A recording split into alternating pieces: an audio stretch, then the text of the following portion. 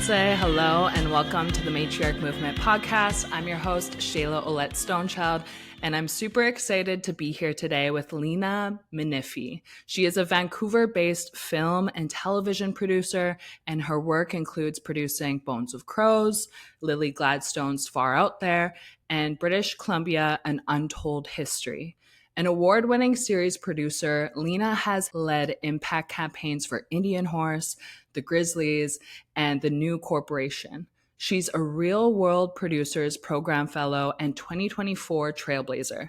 Lena's upcoming debut is The Good Canadian, which is an investigative feature documentary that she has co-directed for APTN and CBC. It actually premiered this past National Truth and Reconciliation Day, and I actually watched it this morning, and so I'm really excited to dive into Lena's story. Lena, if you want to introduce yourself, where you're from, thank you so much for being here. Hi, Shayla. Thanks for having me this morning. Yes, my name is Lena Minifie. I am Gitxaala, Killerworld clan from the House of Witali. So my matrilineal side is Gitxaala, from Gitxaala Nation, and my dad's side is British. For listeners that haven't watched your documentary that just got released, The Good Canadian, could you give us a little cliff notes about what the documentary is and what your intention was behind choosing to create this story? Yeah, first of all, it's been a 4-year endeavor, so it's like building a house. So we're really happy to be at this place where we're releasing to the world and people can watch. The intention was David Paperny came to me with this idea, and it was an idea about covering, one of our heroes, Cindy Blackstock's fight against the federal government in regards to bringing equity for First Nations children on reserve as opposed to all the rest of the non-Indigenous children across Canada. But Cindy kind of challenged us and said, well, there's like a lot of these films, and my background too. I've always done films about First Nations people, which is 5%, or Indigenous people, Métis or Inuit, which is 5% of the population of Canada. And she was like, what about that other 95% of Canada? How are they involved with reconciliation? What is happening now? What is their role? How have they played out in this modern day apartheid and genocide? And what if we turn the camera on to that? And she challenged David to do that. And so David looked at my work, knowing I've done investigative journalism as well as documentaries and films. We're kind of match made. And we had this film idea, and the title came, The Good Canadian. It's kind of a question mark. It's a dash, it's an M dash, it's a colon. It kind of is, it has all those tones in it, but it's an 88-minute documentary, and it sort of connects, it really connects the dots between all the news stories that we hear on a regular basis for Indigenous folks, but actually weaving them together and tying the dots almost like an Ava DuVernay film. But we kind of are delivering sort of this unprecedented look, as portrait of Canada's ongoing injustices against Indigenous peoples and how that affects contemporary day in 2025. And it's just not just a thing of the past. It's not just residential school. It's not these things that we can put our arm out and be like, oh, that's way back. That doesn't happen anymore. What's actually happening in contemporary Canada Day and 10 years after the Truth and Reconciliation Commission's findings and the 94 recommendations. And are we better right now than we were? And yeah, you're gonna have to watch the film, but there's some surprises. And now, so you said this has been like 4 years in the making, and so now it just got released this past September 30th. And so what was the response like on National Truth and Reconciliation Day? And also, what intention did you hold for viewers on that day, Indigenous or non-Indigenous? That's interesting. The intention of the audience that's a hard question. That's part two. Part A, about what the reception was. The reception has been really incredible, actually. It's been people reaching out saying there's some hard parts to watch in the show, but they have been commenting that it's been quite a fast-paced documentary, that they're able to sink their teeth in, that they're able to now see the connections of things they never were able to really place together or weave together before. We won an award. They called it meticulously researched and artistically executed, which is great, so we got the Kevin Tierney Award to kick off TIFF. And then we've just been getting lots of teachers, educators, people in the justice industry, education industry, training for anti-Indigenous racism and for like even history people have reached out and really want to get their hands and get in touch with us because they've been inspired by watching the film. It was my first time ever seeing other like non-Indigenous people comment on things that have happened or are happening within our communities. So that was a different perspective that even I'm not used to being Indigenous myself. I'm curious, what was the decision-making process trying to choose which guests and which people you interviewed on the series? It's a really good question. So we always knew that we were going to flip the camera around, right? There's lots of documentary filmmaking practice and ethical practices sort of talking about. As a journalist, I'm really used to always interviewing people who are affected down the stream, the victims, like people who want to talk about their story or talk about resilience. So my whole career is kind of added up to like talking to that 5% mostly within our nations and this country at large. But turning that camera around to the 95%, who are the non-Indigenous people, who are the immigrants, who are the settlers, who interact with our lives. So there's hundreds of thousands of jobs that actually intersect with Indigenous people's lives at every life stage and every life cycle. So whether it comes to birth or school or foster care system or juvenile detention or the prison system, healthcare, at the end of our lives, even the end of our life in our states are still handled because we're wards of the state. So we that was our goal, is to talk to non-Indigenous people who actually intersect. Like, who are the people who are complicit or complacent or working these jobs who actually get paid?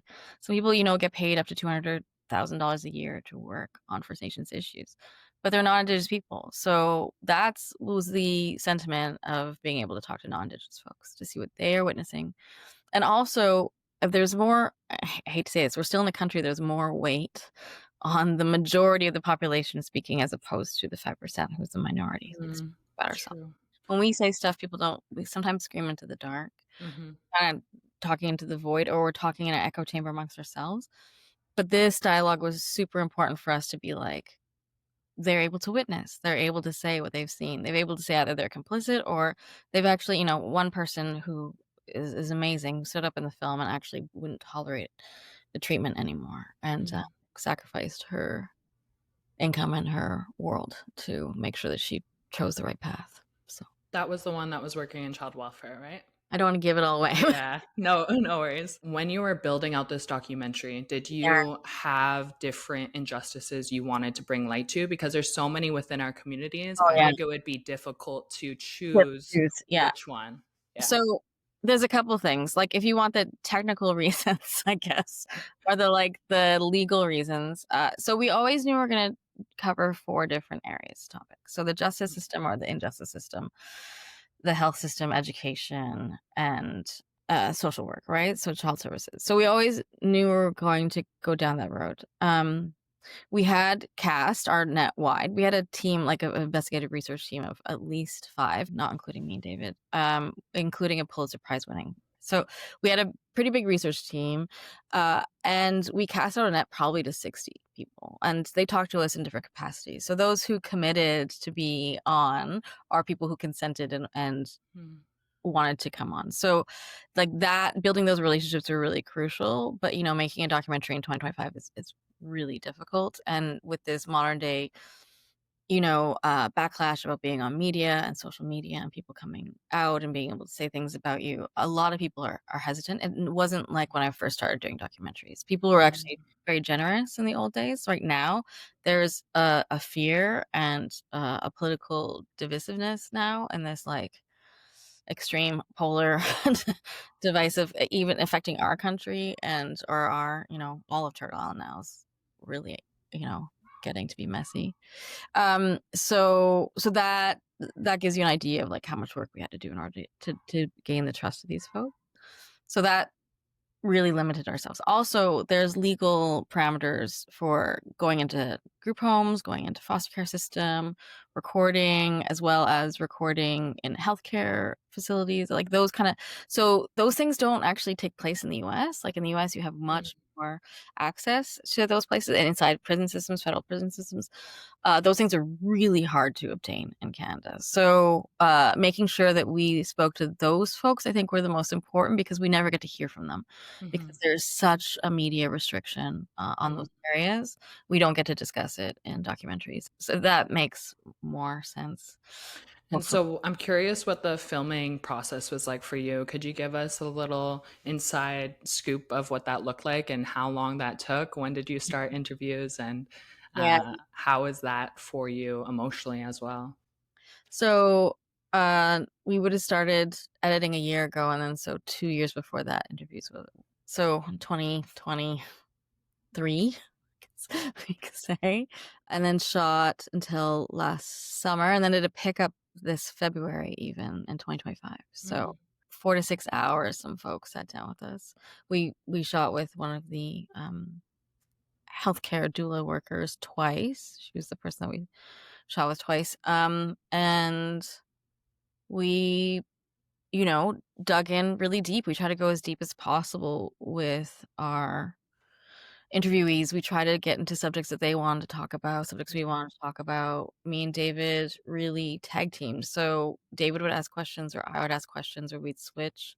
Sometimes we ended up being good cop or bad cop, depending on the person.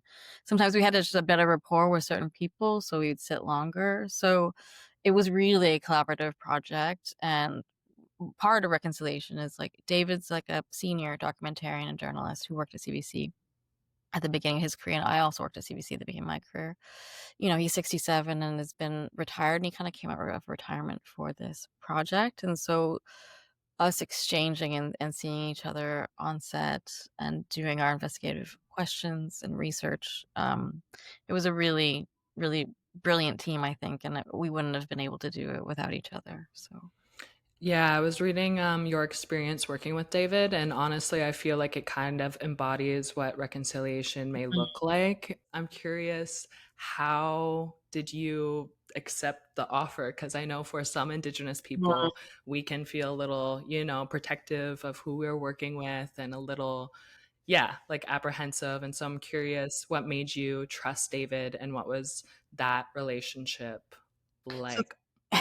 it's a good question. So coming to me, he had two people who recommended work with me. I just came off for being the series producer, like kind of the showrunner for a series that was about untold histories of diverse populations, so BIPOC and other white ethnic minority populations in BC. So it's a 4-part series, really turning the lens around and seeing, like, what the West Coast history really was. And so based off that project, a funder introduced me and David together, Mm. based on, like, just the chops that they saw me being a researcher and a producer on that series, which was ended up being a 4-part series and a 160 story digital timeline about underserved communities and our histories for like 200 years. So she recommended me, and then another really close colleague and ally. So that was a set up by really trustworthy people, and also a funder who was a major funder in our doc. And then seeing what they did for development, and seeing how I could twist their brain around the lens turn, which they already were thinking about that lens turn already, and really looking at themselves and analyzing colonial relationships to Indigenous people, because there's not oppression without the oppressor. So they already knew that. They knew that this was going to be something that was done for the first time in this way as well, speaking to non-Indigenous people mostly. And the other part was, like, the support of APTN and CBC, like really getting what we were doing as a team, and as this team is a part of the reconciliation process, like us sharing knowledge and working together. But I have to say this too, like, I always check references. So David Perney is quite well known. Like, he has actually, worked in community, worked in the North. He did a project on the Holocaust and interviewing an SS like soldier who was responsible for genocidal death. So he had the chops, and I just came off of a Fifth Estate investigative 1 hour piece for the Tecumseh's Margrave story. Mm. So there's a tie-in for covering, genocide. So Mm. And I know the Good Canadian touches on a few systemic injustices across child welfare, healthcare, mm. justice, education. I'm wondering if there was a personal moment or responsibility that you felt in sharing these stories and the reason why you felt like this needed to happen now. Yeah, I mean, that's a really close question to my heart. I think in my life, and I wanna acknowledge a few things. A, I'm mixed. Hmm. B, many points in my life have been white passing, but that depends on where I am. So I've been privileged, but I've not escaped the hand of the government from my family. So I've actually been in foster care and group home as an experience, not my entire childhood life, but for chunks of time that were involved in my life. I think we have a really good relationship now, but there were times when it was unavoidable. And also, every single one of my cousins on my Indigenous side has children. Every single most of my Indigenous woman friends, femme friends have kids, and there's not been, like, one moment where they've been able to put their guard down and be like, "Oh, yeah, like, that'll never happen to me." It's not a thing, like, on a summer day, seeing, like, a non-Indigenous woman being able to have a cider outside, but have her baby there and her kid and be able to eat fries and have a cider, and us being like, yeah, as a mother, you can't do that, you'll get your kid taken away." Just, like, normal things that you live in a different society and would be over-policed or over-documented or over, complained about that doesn't like, there's some non-Indigenous people who've never met a social worker, who've never had interaction with a cop, who've never had interaction with federal government in any sort of way. So we kind of live in these two different worlds. Hmm.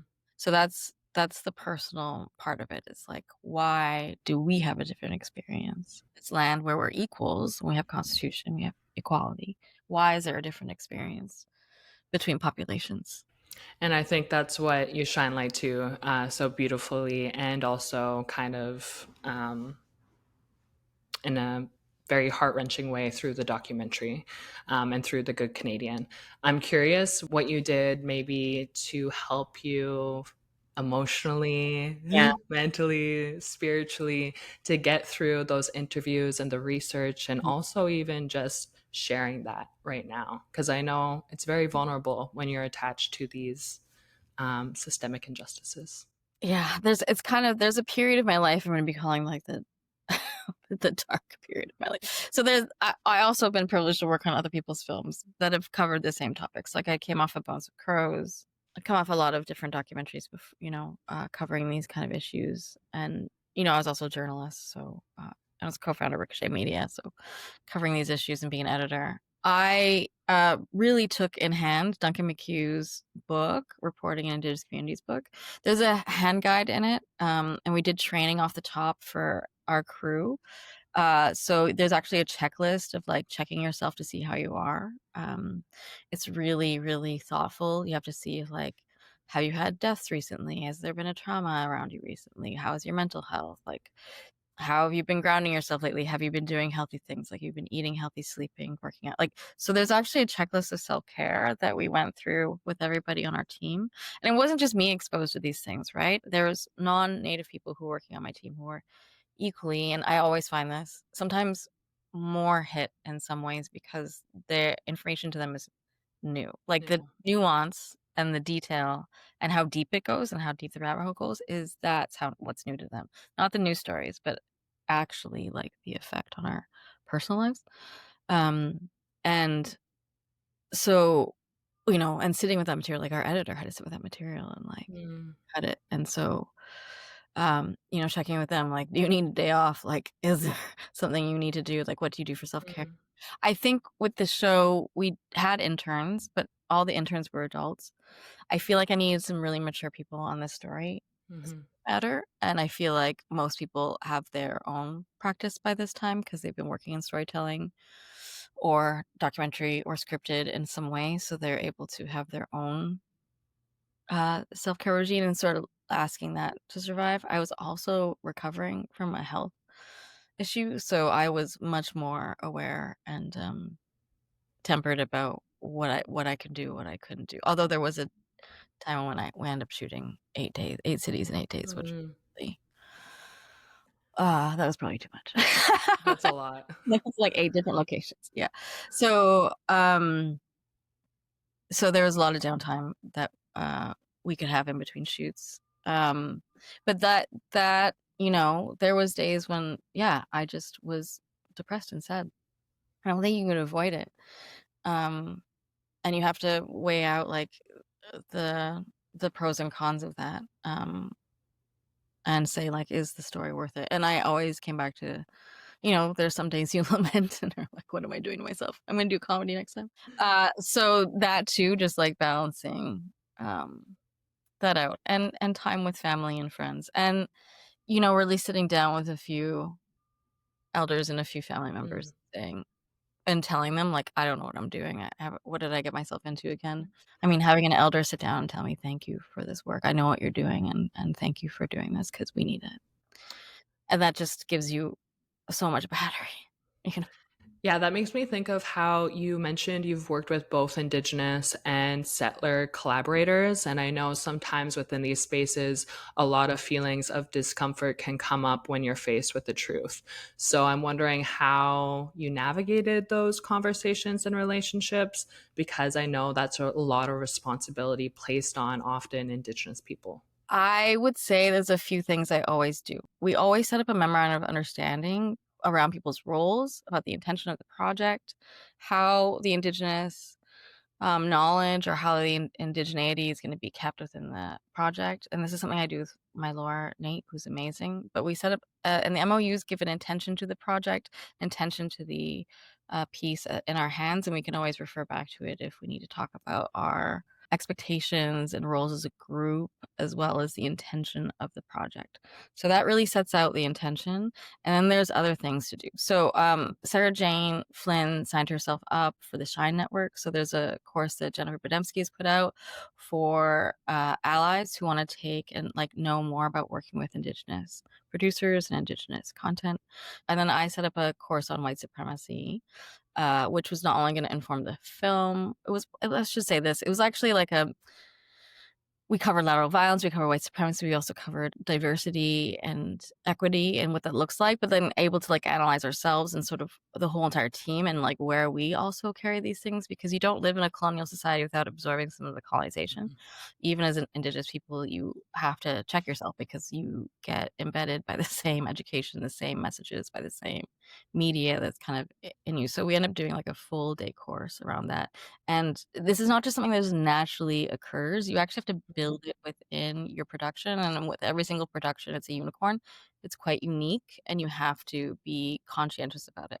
And so when these topics came up, and they would, and trust me, like, there's always some bumps. Either there's like a situation or there's some nuance happening. I've never been on a production where you haven't hit a colonial structure. The problem solving is the job of all artists, including filmmakers. It's not always a smooth and easy time because there's no way that settlers can see every single little dust bunny in every corner that we Mhm. have, right? And vice versa. And the people that you interviewed that were settler, you could tell that they are on a journey of doing the work, quote unquote, and learning about the true history and also our current realities that we face as Indigenous people.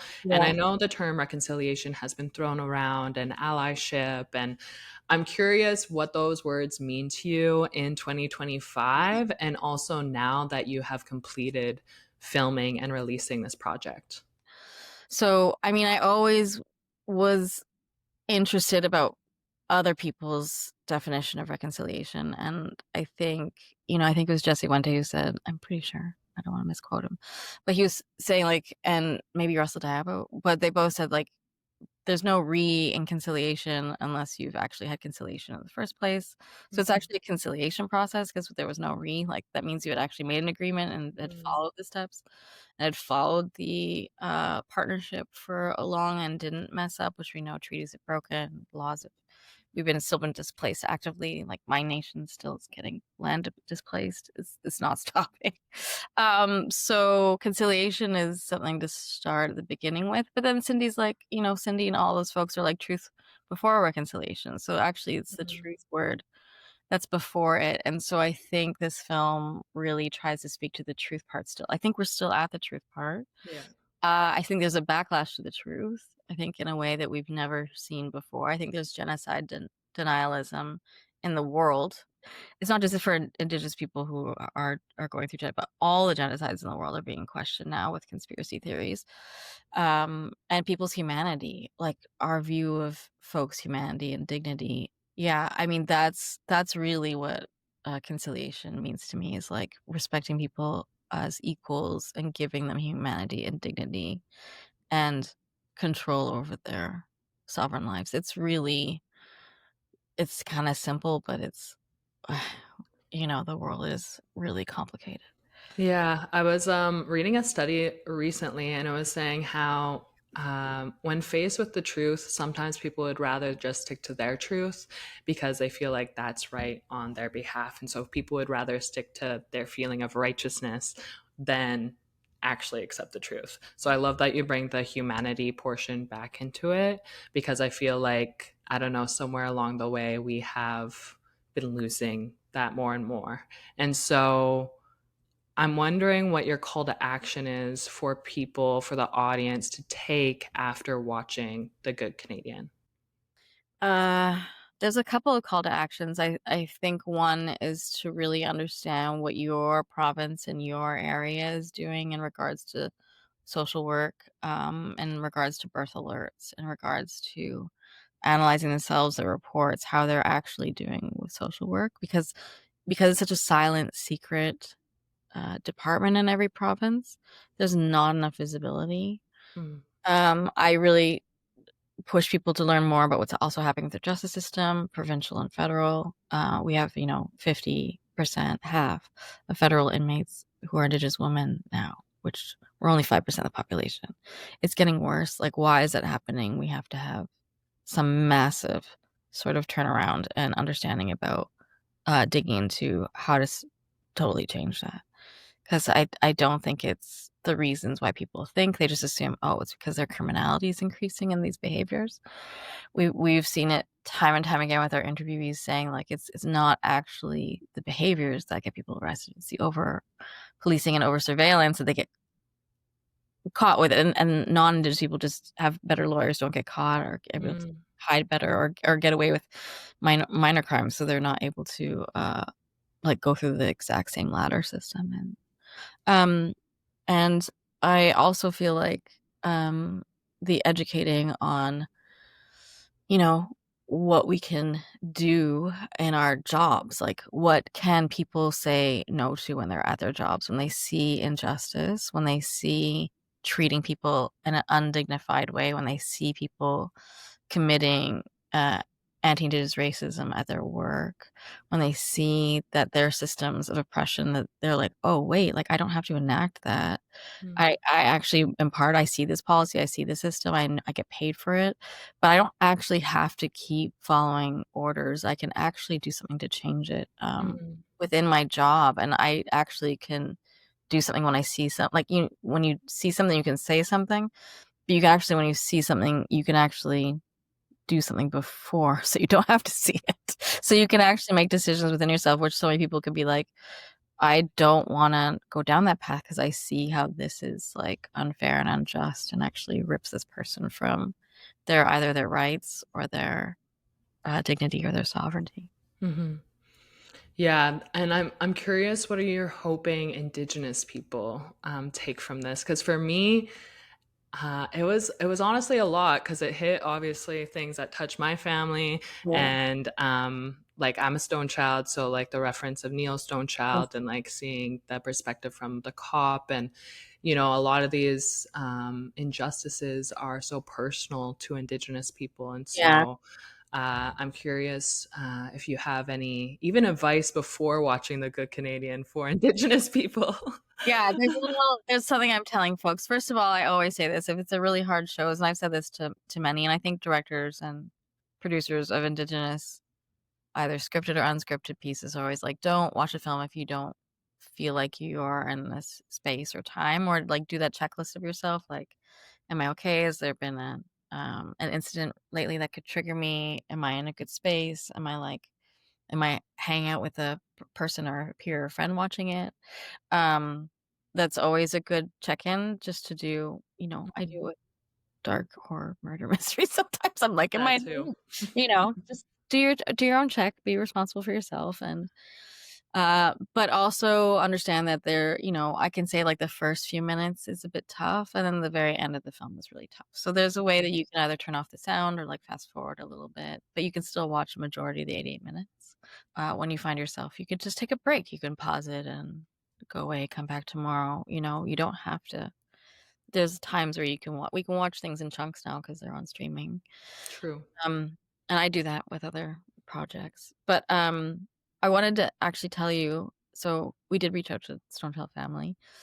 And we also talked to Ernie. When he talked to us, he did tell us, like at the very end, after we sat down for 4 hours and I had these conversations about justice, what the system looks like, what does it do to us? Now he's working outside of the system. He's training firefighters and first respondents to forest fires now as like emergency services because we need it more in our communities than ever before. So he's doing some fascinating training work.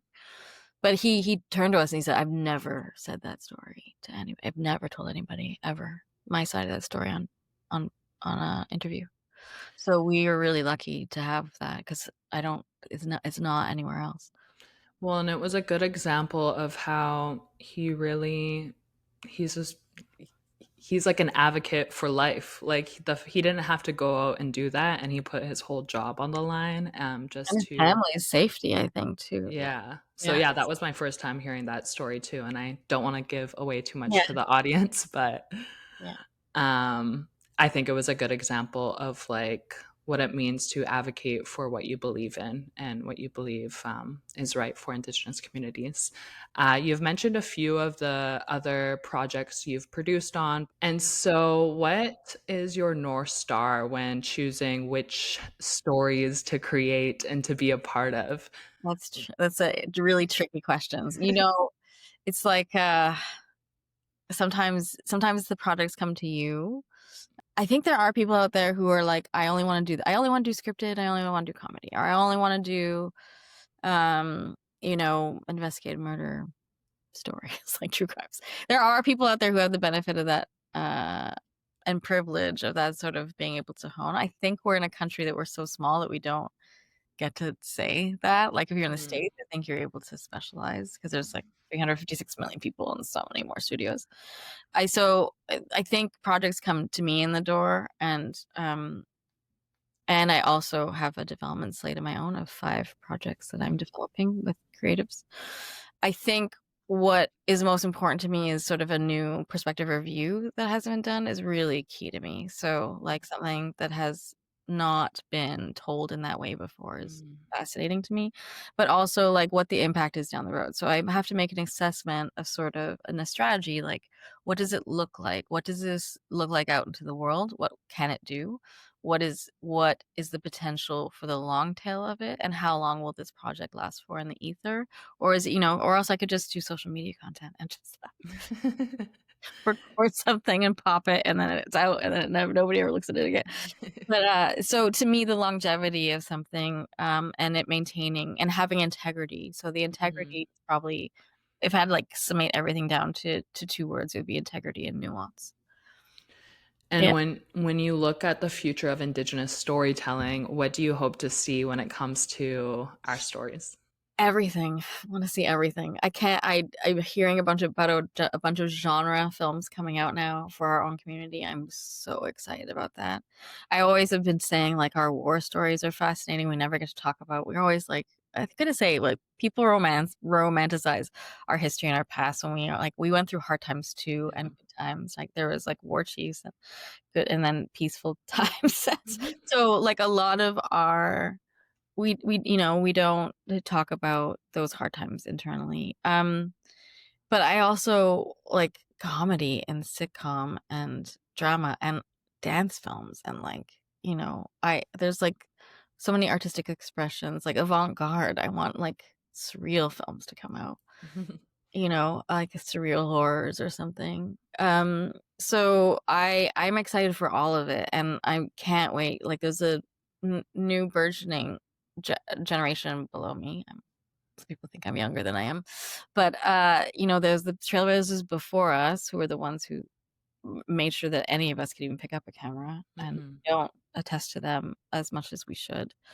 And then it's my generation that was like the first out of film school in these Indigenous film programs, and then there's the next generation coming up, and then the one below that, and they are leaning super not only into our stories but mixing it with genre. Which, yeah, anybody has those stories, please call me because I find them super exciting, and you get to like and the nuance, like they're not just campy, surface level films. There's ways of for our stories to be complicated, and we have so many complicated individuals in our communities. Like, we're not perfect, and we have a lot of characters who either go along with things or buy in or are fighting for justice. Like, we have it all. So Speaking of the younger generation coming up that are learning maybe about Indigenous journalism and storytelling, is there any advice for the younger generation when it comes to, amplifying or writing or filming our stories? I mean, a write down I'm just write it down. Like, so many folks are like, "I have this idea, or I have this idea," and I'm like, "Have you written down bullet points yet?" Like, just or taking, like, cards, like, the David Lynch method is just taking these, white, stock cards, like these speech cards, and just write down your scenes. Just write it down because people will tell me about the right I'm like, "Don't go around telling people ideas until you write it down." So True. so if you get a dream or you wake up and there's something happening, just write it down, which I also need to tell myself. I'm bad at that. And then I would say, like, go into the uncomfortable spaces. I mean, that's what makes stories deep. Like, it's when we have to face our values, when we have to face our integrity, when we have to face and compromise something. Like, that's where the true human storytelling has always been. And in every single traditional story I know of, they're always there to help us learn, and they're always there. Something bad always happens because they're trying to teach us a story about what it meant to be good or to have integrity or to follow the right way. We always had these like really dramatic stories with huge outcomes that happen. And I can't wait for those to happen. If you wanna do those traditional stories too, make sure you do protocol. That's like, Yeah. um, have conversations really early with your elders and have conversations a lot. Like, start to have those because I think we're gonna have more of those hybrid traditional stories come into view on film soon. I So definitely think so. Yeah, there's been like a lot of debate within my circle of like recording elders and knowledge carriers to make sure we still have that transmission of the teachings and the languages. And the podcast actually, the Matriarch Movement came to me in a dream. And I'm curious. yes. I know matriarchy means a lot of different things Yeah. depending on which nation and tribe you come from. I'm curious what the word matriarch means to you Yeah. specifically. We're tradish. We're pretty tradish. Yeah. So to me, like, because I'm from a matriarchal and matrilineal society, it's very on the nose. We pass our lineage, so our houses and our clans down through the mother. We have certain responsibilities that if you were to like earn a name or you have to earn something. It's not just given to you. I know we like to like even like our tattoos and stuff, you have to earn all these things. I think the younger generation is just like, cool, I'm gonna pop it on because it's I'm like gonna have it. cool culture. And I'm like, I love it because it's aesthetically coming back, but there's actually something below the aesthetics, which is responsibility. And like, what's the responsibility that comes with that? What's the responsibility that you have to give back, or you have to give out or give away, or allow yourself to raise up the next generation and be generous with your knowledge. So I try to do that. There's like certain things that I do every year, a certain amount of hours, and support that I give youth in my family. So I those are the things that mean being a matriarch to me. I don't know if I would call myself that because I don't have a matriarchal name, so I have to earn that. That's like something, and it may not come to me in this lifetime. So Yeah. I'm happy with whatever I I earn. It's in a process. Well, I'm sure you're earning things as you keep creating these stories and bringing these truths to light. Yeah. Where can people support your work? Where can they watch The Good Canadian? And what are you working on next? I know. That's the question. I just put out 2 weeks ago. Okay. You can watch The Good Canadian right now on CBC Gem, on ABTM Looney. It'll get played on CBC Doc channel in the future. You also can go to CBC Gem YouTube and watch it as well. If you want to know more about Stories First, it's storiesfirst.ca. It's my website. You can also follow The Good Canadian on Blue Sky, Threads, Instagram, Facebook, TikTok. And what's happening next? I have 5 projects in development. I have some. Oh my gosh. No, some are doc series, some are scripted, and then I have like a lot of amazing offers. People coming forward and asking me to be part of the above the line on their projects, which is a huge honor to be respected in that way, and for people want me to come on board to tell more stories with them. So That's amazing. Well, hopefully you have a weekend off or a whole month. Like, I feel like you've definitely earned it. Those are a lot of projects. kind of taking it. We're kind of taking it. Yeah. Awesome. Well, thank you so much, Lena, for sharing a bit about your story, about the Good Canadian documentary, about what we can see when it comes to your work in the future. Thank you so much for being here. Oh, thank you so much for having me on. It's been it's been a pleasure. Your questions were really great, Shayla. Oh, thank you. Yeah, you almost stumped me a few times, so it's amazing to be interviewed by a good interviewer. Thank you. Oh, thank you.